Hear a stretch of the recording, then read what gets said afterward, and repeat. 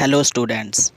आज के इस लेक्चर में हम पढ़ेंगे कि सेल क्या होते हैं। सेल के बारे में बेसिक नॉलेज हम हासिल करेंगे।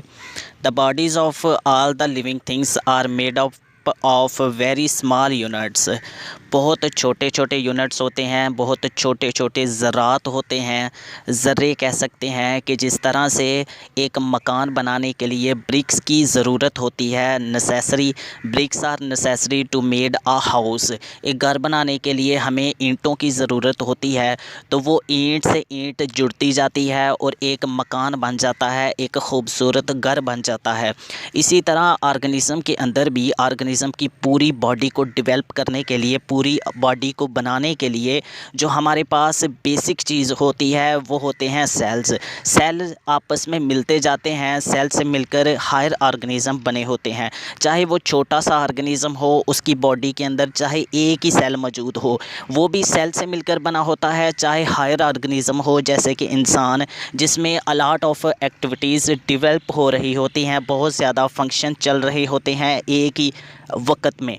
तो इस तरह से हायर ऑर्गेनिज़म की बॉडी जो है वो भी सेल से मिलकर बनी होती है। तो cell is a basic unit of functions and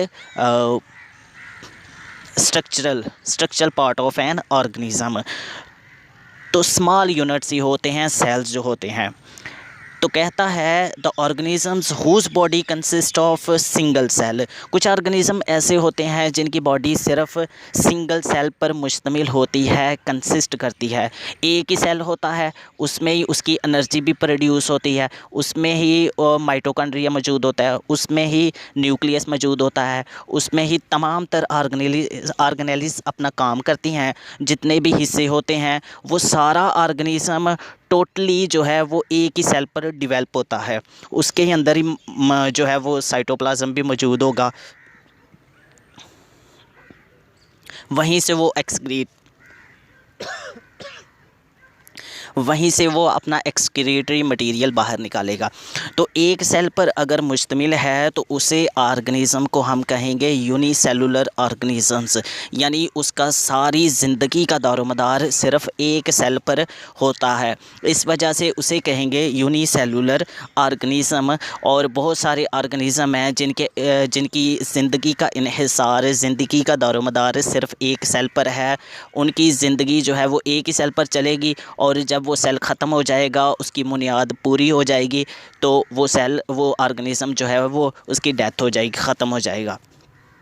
तो उन ऑर्गेनिज़म को कहते हैं यूनिसेलुलर ऑर्गेनिज़म। मीन के सेल जो हैं वो ऑर्गेनिज़म को बनाते हैं। तो अगर एक ही सेल पर तमाम ऑर्गेनिज़म मौजूद है तो उसे कहेंगे यूनिसेलुलर ऑर्गेनिज़म। इसकी दूसरी फॉर्म जो है the organisms whose bodies are made up of more than one cells are called multi cellular organisms. कुछ ऑर्गेनिज़म होते हैं जिनके अंदर बहुत ज़्यादा सेल्स पाए जाते हैं। अगर उसके बॉडी के अंदर दो सेल पाए जाते हैं, मीन कि एक सेल है और दूसरा अटैच है और पूरा ऑर्गेनिज़म चल रहा है, वो भी मल्टी सेलुलर होगा।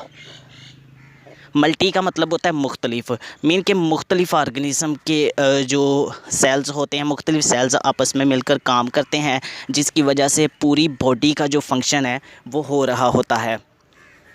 इसमें एक और इम्पॉर्टेंट बात है मल्टी सेलुलर में, कि जितने भी हायर ऑर्गेनिज़म हैं वो तमाम मल्टी सेलुलर होते हैं।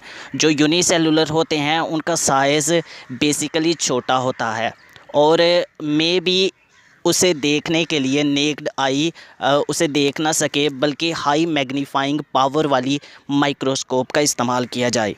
तो मल्टी सेलुलर हायर ऑर्गेनिज़म होते हैं, उनमें डिफरेंट टाइप के सेल्स मौजूद होते हैं जो डिफरेंट टाइप की एक्टिविटीज़ करते हैं, फंक्शंस करते हैं, और उनकी वजह से उनकी ज़िंदगी जो है बड़े सुकून के साथ चल रही होती है। जो यूनिसेलुलर होते हैं उसके अंदर एक ही सेल मौजूद होता है, और वो सारा एक ही सेल उसके सारे फंक्शंस जो हैं वो प्ले करता है, इम्पोर्टेंट रोल प्ले करता है सिर्फ एक ही सेल। अगर उसमें कोई फॉल्ट आ जाए तो मे बी उसकी डेथ हो सकती है, या फिर ऑर्गेनिज़म जो है वो इल हो सकता है, बीमार हो सकता है। तो यूनिसेलुलर, मल्टी सेलुलर दो तरह के ऑर्गेनिज़म होते हैं, कुछ यूनिसेलुलर होते हैं, कुछ मल्टी सेलुलर होते हैं। और ऑर्गेनिज़म की जो बॉडी है वो उनकी स्ट्रक्चर और उसके जो फंक्शंस होते हैं वो इस चीज़ पर इन्हिसार करते हैं, डिपेंड करते हैं कि उनके अंदर सेल्स मौजूद होते हैं। तमाम ऑर्गेनिज़म के जो स्ट्रक्चरल और फंक्शनल यूनिट हैं दैट इज़ कॉल्ड सेल। तो ये आज के लेक्चर का टॉपिक था कि सेल्स, मल्टी सेलुलर और ऑर्गेनिज़म कौन से, मल्टी सेलुलर और यूनिसेलुलर ऑर्गेनिज़म्स कौन से होते हैं। Thank you so much.